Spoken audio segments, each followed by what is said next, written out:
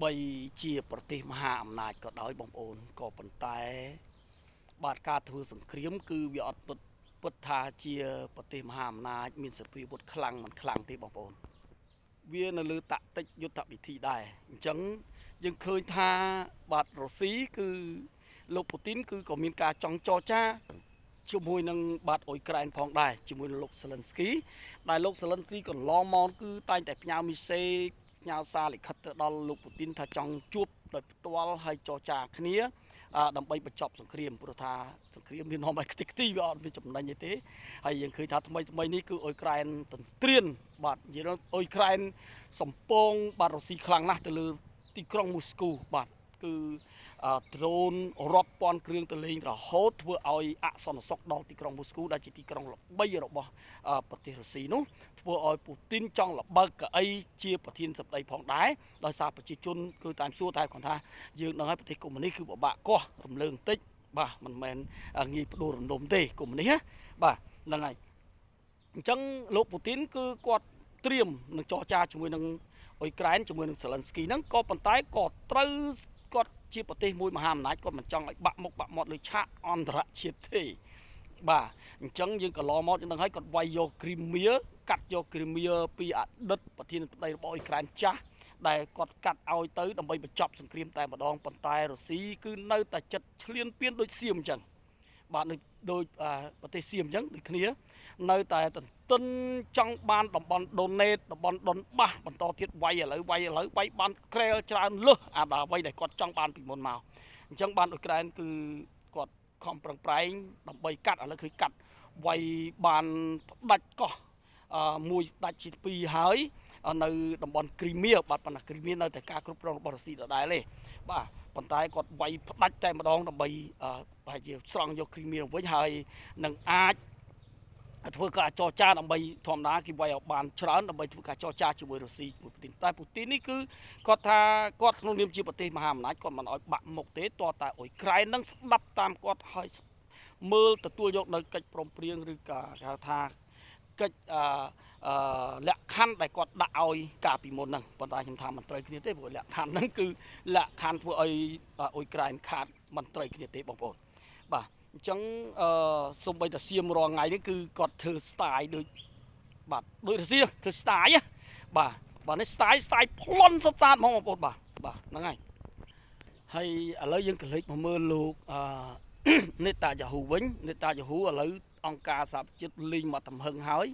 ព្រោះថាពីកន្លងមកគាត់លេងគាត់ចោទប្រកាន់លោកនេតាយ៉ាហ៊ូគាត់ដាក់លោកនេតាយ៉ាហ៊ូខ្លាំងប៉ុន្តែគាត់បានអាមេរិកបាទលោកត្រាំហ្នឹងគឺជួយពីក្រោយជួយការពារជួយអីចឹងណាគ្រប់បែបយ៉ាងរហូតដល់ដាក់ទណ្ឌកម្មចង់សម្ពងអង្គការសហប្រជាជាតិវិញហើយរហូតដល់តុលាការ ICJ តុលាការ ICC បាទណាបាទត្រាំតុលាការក្រមកម្មសង្គ្រាមបងប្អូនបាទរហូតដល់គាត់បកកអាមេរិកបកកលុយបកកអីមិនអោយមេតុលាការហ្នឹងអូបាទសហរដ្ឋអាមេរិកសាហាវដែរណាទោះបីតុលាការធំនោះមិនក៏មិនធ្វើអីគាត់កើតចឹងនៅលើអ្នកមានអំណាចអ្នកមានលុយបងប្អូនបាទណាអញ្ចឹងឥឡូវនេះគឺអង្គការសហប្រជាជាតិគេចោទពីគាត់សម្លាប់រង្គាលហើយសម្រាប់ក្មេងៗបានដល់រាប់អស់ចង់កន្លះលានអ្នកបងប្អូនរាប់សែនណាបាទណាសម្រាប់ផ្ដាច់ពូជបាត់ជនជាតិប៉ាឡេស្ទីនបាទនៅតំបន់កាហ្សានៅតំបន់អីហ្នឹងគឺគាត់សម្លាប់ផ្ដាច់ពូជហ្មងតាមបាទនេះគឺការសម្លាប់រង្គាលខ្លាំងណាបាទលោកនេតាយ៉ាហ៊ូប្រធានាធិបតីរបស់បាទអ៊ីស្រាអែលគឺជនជាតិអ៊ីស្រាអែលនេះខ្ញុំអត់យល់បាទបងប្អូនដើរទៅសម្លាប់គេអញ្ចឹងនៅតាលីបង់វាយយកប្រាសាទវាយយកដីគេយកអីបាត់អីគាត់អាងតែមួយគឺគាត់វាយក្រុមហេស្បូឡាបាទក្រុមហេស្បូឡាដែលនៅក្រៅខ្នងដល់អ៊ីរ៉ង់ហ្នឹងចុះបានសង្គ្រាមវាយជាមួយអ៊ីរ៉ង់ទៀតអញ្ចឹងណាបាទអញ្ចឹងបាទនឹងពេលណាចប់ទេឥឡូវគឺអង្គការសហប្រជាជាតិគេថ្កោលទោសគេនេះខ្លាំងណាស់បងប្អូនបាទឥឡូវយើងរងចាំមើលតទៅទៀតដែរហើយសម្រាប់អាមេរិកគឺក៏ត្រូវសម្ពងរបស់ប្រទេសរបស់ខ្លួនប្រជាជនរបស់ខ្លួនដែរជាពិសេសគឺសភាហើយនឹង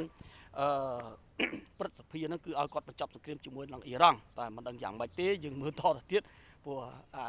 អារឿងហ្នឹងគឺវាការប្រែប្រួលជានិច្ចបងប្អូនបាទឥឡូវយើងចាប់ផ្ដើមមកមើលប្រទេសចៅវិញម្ដងបាទប្រទេសចៅឈ្លានពានទន្ទ្រានយកទឹកដីយើងម្ដងបងប្អូនបាទគឺប្រទេសសៀមនេះគឺក៏ក្លឿនមែនតើបងប្អូនវាមិនដឹងយ៉ាងម៉េចខ្ញុំចង់សួរលោកសៀអាសានលោកអនុទីនដល់បងប្អូនចង់សួរគាត់ថាបើសិនបើគេ skill យកដីរបស់អ្នកឯងដីរបស់ឯងនៅរងថ្ងៃហ្នឹងលោកជាស័ក្តិលោកអានទីនឬក៏គ្រួសាររបស់អ្នកឯងបាទឪពុកម្ដាយបងប្អូនអ្នកឯងកូនចៅអ្នកឯងហ្នឹងគេទៅរំខានគេវាយគេសម្លាប់អីអ្នកឯងគេមកឲ្យអ្នកឯងទៅប្តឹងផ្ដាល់គេឲ្យអ្នកឯងទៅរករឿងអីអ្នកឯងយល់យ៉ាងម៉េចដែរហើយគេ skill ដីអ្នកឯងយកផ្ទះរបស់អ្នកឯងមកចំហៀងមកកណាត់អីយកទៅចែកដល់អ្នកដទៃទៀតហើយអ្នកឯងយល់យ៉ាងម៉េចដែរអ្នកឯងឈឺចាប់អត់ហើយនៅសុកអ្នកឯងយកដីរបស់ខ្មែរដែរអ្នកឯងទន្ទ្រានបានអ្នកឯងឃ្លានពៀនបានអាហ្នឹងគេហៅថាប្រើសភាវុធគេមិនឲ្យអ្នកឯងទៅត្រៀនយកសភាវុធទៅគេហៅថាប្លន់អត់យល់និយាយនោះទៅមិនដឹងជាគួរក្បាលអីអត់យល់ហើយហ្នឹងអត់យល់ថាគេថាប្លន់ដីគេណាបាទគេមិនឲ្យយើងប្លន់ហ្នឹងប្លន់យកហើយអត់ត្រូវច្បាប់បូនអ្នកឯងដោះស្រាយតាមផ្លូវច្បាប់ទៅអ្នកឯងដោះទៅបានអ្នកឯងយកទៅគេមិនថាអីហ្នឹងណាហើយបើប្លន់ដោះស្រាយតាមផ្លូវច្បាប់ទៅគេកាត់ឲ្យហើយខ្មែរអត់ឲ្យអាហ្នឹងអ្នកឯងប្រើអំពើសារឬប្រើទ័ពយកទៅមកយកវិញអាហ្នឹងត្រូវហើយប៉ុន្តែនេះអ្នកអត់មានគ្រប់តាមច្បាប់ផងអ្នកឯងប្រើច្បាប់ព្រៃយកតែម្ដងអាហ្នឹងគេហៅថាប្លន់ច្បាប់ព្រៃជាប្រទេសព្រៃជាប្រទេសចោលអាហ្នឹងខ្ញុំចង់និយាយចឹងឲ្យអ្នកឯងជល់លោកអានទីនលោកជាស័ក្តិដែលសុកយកដីដែលគាត់ប្លន់បានហ្នឹងគាត់ឈ្លានពានបានយកទៅចែកបងប្អូនគាត់យកទៅចែកគ្រួសារជនជាតិរបស់គាត់ធ្វើបង្ងើយណាហើយគាត់យកសម្ញែងយកសភាវុធមកសម្ញែងរកអីណាយកមកសម្ញែងបាទយន្តហោះទៅដើម្បីគម្រាមយើងងាប់ហើយគង់ថ្ងៃណាគេបាញ់ធ្លាក់ទេយន្តហោះលោកឯងនោះបើលោកឯងបានតែមួយខ្មែរទេហ៊ានមួយភូមិទេភូមិដាក់ខ្ចប់แล้วបាទណាលោកជាស័ក្តិលោកអាងប៉ុណ្ណឹងបាទណាបងប្អូនបាទគង់តែថ្ងៃណាមួយពេលដល់តល់ច្រកបាទវាមិនទេយ៉ាងហោចណាស់ក៏បានឲ្យអ្នកខ្ទេចខ្ទាំដែរបាទណាបាទខ្ទេចហ្នឹងយករកឡើយណាសំខាន់បងប្អូនបាច់បាញ់អាឡ័យអត់ប្រយោជន៍ទេបាទអាណាសំខាន់ថាទីក្រុងដាក់ដល់ទីក្រុងលាយដូចគ្នាបើចង់ធ្វើម៉េចបូសាសពូជវាចង់អញ្ចឹងដែរណាបាទពូជសៀមនេះវានៅសុក100ឆ្នាំវាអត់ដែរធ្វើសង្គ្រាមហ្មងបងប្អូនវាអត់ដែររត់ចោលស្រុកអត់ដែរអីដូចខ្មែរយើងហត់ណាស់នឿយហត់នឹងសង្គ្រាមចង់បានសន្តិភាពវាខ្មែរយើងចង់បានសន្តិភាពតើវាដូចនៅស្រួលពេកប្រជាជនវានឹងសះវាណាដាច់វាហ្នឹងដល់ហើយវាចង់ឲ្យប្រជាជនវារត់ចោលស្រុកប្រជាជនរត់ចោលភូមិរត់ចោលអីបាទឃ្លាំងវាធំឬក៏ឡាយប្រាំងយន្តហោះវាស្អីមកដាក់អស់ខ្ទេចទាំងអស់មកថាមេដឹកនាំខ្មែរយើងវាមិនចង់ថាប្រទេសយើងវាធ្លាប់ឆ្លងកាត់សង្គ្រាមយើងវាឆ្អែតឆ្អន់យើងអត់ចង់ទេចង់បានសន្តិភាពខ្ញុំចង់បានសន្តិភាពបងប្អូនទោះបីខ្ញុំតបខ្លាំងជាងសៀមក៏ខ្ញុំមិនវាយសៀមវិញដែរប៉ុន្តែប្រទេសនេះក្លឿនសុកយកដីឯងយកទៅចែកឲ្យនេះមិនទាន់ដាច់ស្រេចថាទៅនឹងឯងប្លន់របស់គេយកឲ្យគេដល់គេថាគេសុកចិត្តថាឲ្យយកទៅនឹងដីនឹងទៅឥឡូវធ្វើមិនបានហើយណាប្រឹងផ្ដងគ្នាកាត់ក្តីទៅថាដីបាននៅអ្នកឯងយកទៅតែនេះអ្នកឯងក៏ក្លឿនហ្មងប្រើអាព្រៃរបៀបព្រៃយកមកហ្មងបាទ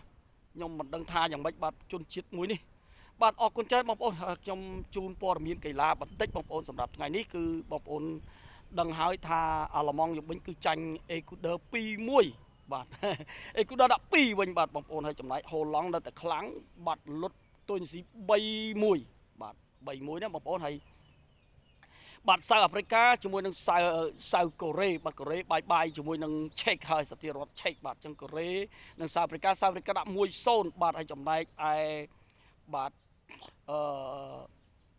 សាធារណរដ្ឋឆេកដាក់លេខជាមួយបាទពូលជាមួយគ្នាជាមួយមីស៊ីកូណាបងប្អូនបាទមីស៊ីកូ3ប្រកួតឈ្នះជាប់ទាំង3ប្រកួតបាទ9បន្ទុកបាទឡើងអូតូម៉ាទិកហ្មងបាទជាម្ចាស់ផ្ទះបងប្អូនបាទស៊ី3ប្រកួត 3-0 ជាមួយនឹងបាទសាធារណរដ្ឋឆេកហើយIvory Coast ក៏បានឡើងដែរ Ivory Coast បាទប្រទេស Ivory Coast ខ្លាំងដែរបាទទាត់ជាមួយនឹងគូរ៉ាកូហ្នឹងគឺដាក់ 2-0 ហើយចំណែកឯជប៉ុនក៏ប្រហែលជាបានឡើងដែរបាទទាត់ជាមួយនឹងស៊ុយអែតSweden ហ្នឹងគឺ1 ស្មើជាមួយស៊ុយអែតបាទអញ្ចឹងអរគុណច្រើនសូមបងប្អូនកុំភ្លេចជួយ like ជួយ share ជាពិសេសគឺជួយ subscribe នៅខាងលើបងប្អូនបាទដែលជាទឹកចិត្តបាទអរគុណច្រើនបងប្អូនសូមសុខភាពល្អរកស៊ីមានបានទៅណាមកណាសុវត្ថិភាពតាមផ្លូវជាតិនេះបាទអរគុណ